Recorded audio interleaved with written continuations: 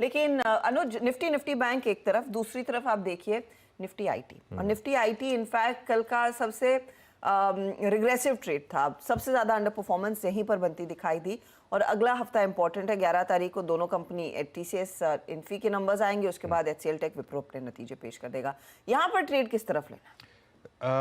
हर्षिता, मुझे फीलिंग आ रही है कि यहाँ बॉटम बन चुका है। देखिए कल क्या हुआ, कल हम ऊपर खुले लेकिन फिर कोलैप्स कर गए। लेकिन एक चीज़ है, इन्फोसिस ने बहुत ज़्यादा कोलैप्स किया, और इन्फोसिस इस बार आगाज़ करने वाला क्वार्टरली अर्निंग्स का, और इन्फोसिस बेलवेदर स्टॉक है। इन्फोसिस ऑलमोस्ट डे हाई पर बंद हुआ, गिरा वो भी, लेकिन उसके बाद फिर रिकवरी आ गई यहाँ पे। टीसीएस दूसरी तरफ डे लो पर जाकर बंद हुआ। तो इन जो आईटी इंडेक्स गिरा उसमें ज़्यादा इम्पैक्ट टीसीएस का था, ठीक है। जेपी मॉर्गन की पॉजिटिव रिपोर्ट आई आज सुबह, मेरे ख्याल से जेफरीज ने भी कुछ लिखा है, शायद थोड़ा सा पॉजिटिव लिखा है। एक इशू है बस ये बॉन्ड यील्ड का, कि बॉन्ड यील्ड बहुत ज़्यादा ऊपर नहीं जानी चाहिए, 4 का ये नहीं होना चाहिए कि 4.25 हो जाए। अगर 4.25 हो गई तो आईटी की रैली पंक्चर होगी। 4 के आसपास भी रुक गई अगर बॉन्ड यील्ड, उसके बाद मुझे लग रहा है आईटी कंपनीज की कमेंट्री देख लेते हैं, और अगर आईटी कंपनी ने थोड़ा बोल दिया कि नहीं सिचुएशन इंप्रूव होने के चांसेस हैं अब, तो मेरे ख्याल से फिर आईटी में शायद फिर से रैली आएगी। मेरे ख्याल से अगर आपने पिछली आईटी की रैली मिस कर दी थी, तो ये वाली डिक्लाइन आपको एक अपॉर्चुनिटी दे रही है फिर से एक बार एसआईपी करने का या पोर्टफोलियो में डालने का, लार्ज कैप और मिड कैप दोनों आईटी स्टॉक्स को। चलिए, तो एक अपॉर्चुनिटी आपको क्लियरली दे रहा है बाजार, उस पर ध्यान दीजिएगा और देखेंगे आज किस तरह से फेयर करते हैं ये सारे काउंटर्स। लेकिन बिग स्टॉक में फिर आपने कह दिया कि मोतीलाल वाले रिपोर्ट वाले तो स्टॉक्स है नहीं, तो क्या है? हाँ नहीं, मैं लेकिन मतलब ऐसा नहीं है कि कोई मैं मोतीलाल से कुछ वो है, मतलब ऑब्वियसली 2 दिन से ले रहे हैं हम स्टॉक्स को, चल रहे हैं, आज भी हो सकता है चल जाए। लेकिन आज मैं एक तो ले रहा हूँ पावर कंपनीज, क्योंकि वो सीईआरसी ने, अभी हम कुछ देर में विवेक के साथ डिस्कस करेंगे, सीईआरसी ने वो ड्राफ्ट नियम जारी किए हैं, सेंट्रल इलेक्ट्रिसिटी रेगुलेटरी कमीशन, जो अप्रैल 2024 से लागू होंगे और फाइनल मार्च तक आ जाएंगे वो। एनटीपीसी उसमें काफ़ी पॉजिटिव, और एनटीपीसी में मैं, आपको याद होगा काफ़ी टाइम से पॉजिटिव रहा हूँ, 2-3 बार हमारी स्पॉटलाइट में भी आया है एनटीपीसी। इवन मोदी 3.0 के बाद भी मेरा सबसे पहला स्टॉक, 2 स्टॉक जो मेरे सबसे पॉपुलर थे वो एनटीपीसी और भारत डायनेमिक्स ही थे।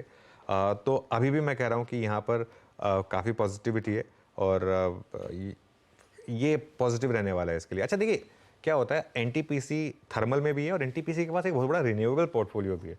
बहुत लोगों को ये बात नहीं पता है, लेकिन ये मतलब ये भी उनका एक बहुत बड़ा वो है। आगे जाके मुझे लग रहा है इनको अपना नाम भी चेंज करना पड़ेगा, ठीक है, और उसको तो अलग से लिस्ट कराने की भी तैयारी हो रही है। एग्जैक्टली। तो इसके लिए मतलब क्योंकि हम इसका नाम ही नेशनल थर्मल पावर कॉर्पोरेशन है इसके लिए, बट अदरवाइज दोनों मुझे लग रहा है तरफ से पैसा बनेगा। देखिए भारत जैसे देश में आपको थर्मल पावर भी चाहिए, सोलर पावर भी चाहिए, विंड पावर भी चाहिए, हर तरीके की पावर चाहिए, बहुत सिंपल है।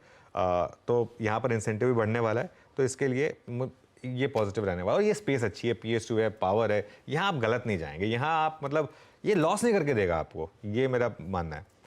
तो इसको हम ग्रीन में लेके चल रहे हैं। दूसरा मेरा स्टॉक जो मैं ग्रीन में लेके चल रहा हूँ, और मैं लगातार इस बारे में बात कह रहा हूँ, मैंने उस दिन भी डिस्कस किया था जिस दिन ये RBI वाला अपडेट आया था कि अब ये पोर्टफोलियो स्टॉक बन चुका है, वो है RBL बैंक। अब RBL बैंक के आप नंबर्स देखिए, लोन ग्रोथ अच्छी थी, डिपॉजिट्स 13.5% बढ़े हैं। डिपॉजिट बढ़ना 13.5% क्या इंडिकेट करता है? आप किस बैंक में पैसा डालते हैं जहां आपको कॉन्फिडेंस होता है, ठीक है ना। आपको याद होगा एक टाइम आया था जब लोग येस बैंक से पैसा निकाल रहे थे, ठीक है। अभी क्या है, RBL बैंक में 13% डिपॉजिट बढ़ना और ठीक बेस पे बढ़ना, मतलब अब ये बता रहा है कि अब वापस कॉन्फिडेंस आया है RBL बैंक में। और RBL बैंक महाराष्ट्र में हम सब जानते हैं काफ़ी फैला हुआ बैंक है, तो ये एक अच्छी चीज़ है RBL बैंक में। और चार्ट आपका बता रहा है इसको लगातार कि यहाँ पर बॉटम बन चुका है। तो ये हमारा आज ग्रीन में दोनों स्टॉक्स, एनटीपीसी और RBL बैंक। चले, तो ये आपके लिए हो गए बिग स्टॉक्स, और कुछ देर में आपके लिए लेकर आएंगे कुछ और ऐसे स्टॉक्स जहां पर आज ट्रेड का अच्छा खासा मौका है। हमारे जानकार भी एकदम तैयार है, पैनल एकदम रेडी है इस फ्राइडे सुबह आपके लिए एक अपडेट देने के लिए कि किन ट्रेड्स पर आपकी नजरें होनी चाहिए, कहां पर ट्रेड लिया जा सकता है। तो राजेश सातपुते, मानस जायसवाल, प्रकाश गाबा, प्रशांत सावंत, रचना वैद और साथ ही साथ पार्थिव शाह, आप सभी का स्वागत है। गाबा जी गुड मॉर्निंग, फ्राइडे मॉर्निंग, बताइए क्या स्टॉक लेना है? गुड मॉर्निंग सभी को, गुड मॉर्निंग। स्टॉक जो चुना है मैंने इस वक्त वो है जुबिलेंट फूड। इसमें एक गिरावट आई थी, बेसिकली चार्ट स्ट्रक्चर ठीक है, गिरावट आई थी, और गिरावट के कल जो मूव है काफी एनकरेजिंग है, लगता है यहाँ से एक अपमूव मिलना शुरू होना चाहिए। फिर ट्रेड कर रहा है 561 पर, स्टॉप होगा 555 पर। तो सिर्फ 6 रुपीज का स्टॉक है। टारगेट होगा 570, ये फर्स्ट टारगेट है। उसके बाद पॉसिबल 575 भी देख सकते हैं जुबिलेंट फूड। इसमें तेजी है और रेसिलियंस है on the down side Jubilant food. Jubilant food व गाबा सर की पिक रेजिलियंस है। इसमें 561 पर क्लोज हुआ, ओपन हुआ, कोलैप्स हुआ, फिर रैली आई और डे हाई पर जाकर बंद हुआ। अच्छा चार्ट यहाँ पर। मानस, गुड मॉर्निंग। मानस, आपकी trade. Good morning Anuj ji, good morning Akshata ji, good morning everyone. तो देखिए, जो ट्रेड है वो डाबर पे खरीदारी करने की राय रहेगी। अगर हम डाबर के पैटर्न्स को देखें तो स्टॉक 2-3 दिनों में करेक्ट हुआ था, 200 मूविंग एवरेज पे सपोर्ट लिया, कल वी शेप रिकवरी देखने को मिली, एक फ्रेश ब्रेकआउट, प्राइस ब्रेकआउट देखने को मिला है। तो करंट लेवल्स पे डाबर में खरीदारी करनी है, 559 का स्टॉप लॉस लगाना है, 575 तक के टारगेट्स देखने को मिल सकते हैं, ये कैश लेवल्स हैं। और 570 वाला कॉल ऑप्शन लिया जा सकता है, 12 रुपए की क्लोजिंग थी, वहां पे आप 9 रुपए के स्टॉप लॉस से खरीदारी कर सकते हैं और इस ऑप्शन में आप 18 रुपए के टारगेट सेट कर सकते हैं।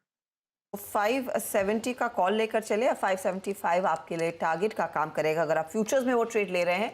बेसिकली डाबर में करनी है तेजी, और वो Q3 का अपडेट आपके लिए अभी कुछ ही देर में यतन पेश भी करने वाले हैं। इंप्रूवमेंट है, स्पेशली अर्बन मार्केट्स में सिचुएशन और भी बेहतर हो रही है। रचना जी, गुड मॉर्निंग, बताइए आपका ट्रेड।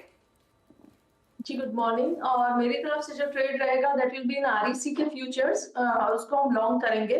आरईसी के फ्यूचर्स फिलहाल 438 के करीब है, इसमें हम 435 का एसएल लगाएंगे और अपसाइड पे इसका पहला टारगेट होगा 444 and next target will be 449। Okay, चलिए, तो ये REC यहाँ पर रचना जी की ट्रेड आ गई। Prashant ji, good morning. प्रशांत जी, आपकी ट्रेड। जी Harshita ji, good morning to the panel. तो यहाँ पे रिलायंस में एक मुझे पैटर्न रिपीट होता हुआ नजर आ रहा है कुछ दिनों पहले का। यहाँ से मैं एक 3 to 4% अपमूव एक्सपेक्ट कर रहा हूँ। कल की जो क्लोजिंग थी ऑलमोस्ट 2590 2600 के बीच में थी। यहाँ पे मैं स्टॉप लॉस रखूंगा 2570, 2570, 1% रिस्क लेके चलूंगा और जो टारगेट देख रहा हूँ वो होगा 2645 से लेके 2650, 2650। ओके, तो 2650 की तरफ बढ़ने के पूरे आसार। प्रशांत का पिक ये है रिलायंस इंडस्ट्रीज, और ध्यान रहे कि आप ये एक इंडिपेंडेंट एडवाइजर से ज़रूर बात करें, क्योंकि जिस मंच पर आप ये कॉल सुन रहे हैं ये नेटवर्क 18 का हिस्सा है। नेटवर्क 18 का स्वामित्व प्रबंधन रिलायंस इंडस्ट्रीज के हाथ में है। राजेश सातपुते भी हमारे साथ एकदम तैयार है। राजेश जी, गुड मॉर्निंग, बताइए आज का ट्रेड क्या है। Good morning Harshita ji and good morning everyone. Harshita ji, देखिए नज़र जो है वो मेरी है इंडिया सीमेंट पे। ओवरऑल मुझे सीमेंट स्टॉक्स अच्छे लगते हैं। थोड़ा सा आप कह सकते हैं कि एक लो बीटा प्ले मिल जाता है डिप्स पे। तो इंडिया सीमेंट अगर आप इसका कल का डेटा देखें तो कल का डेटा बेहतरीन है। कल इसमें ओपन इंटरेस्ट का जंप था which was up by 24%। That is huge. तो मुझे लगता है जो भी डिप मिलेगा उसमें इंडिया सीमेंट बाय करेंगे।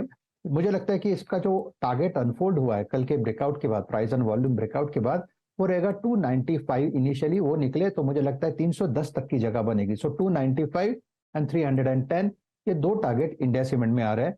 274 का कल का क्लोज है, बाय करे, स्टॉप लॉस रखे 262 का। डिलीवरी ट्रेड देंगे क्योंकि इंडिया सीमेंट क्लियरली बैन में आ गया है। बता दें कि मनी कंट्रोल पर दिए गए विचार एक्सपर्ट्स के अपने निजी विचार होते हैं। वेबसाइट या मैनेजमेंट इसके लिए उत्तरदायी नहीं है। यूजर्स को मनी कंट्रोल की सलाह है कि कोई भी निवेश निर्णय लेने से पहले सर्टिफाइड एक्सपर्ट की सलाह लें।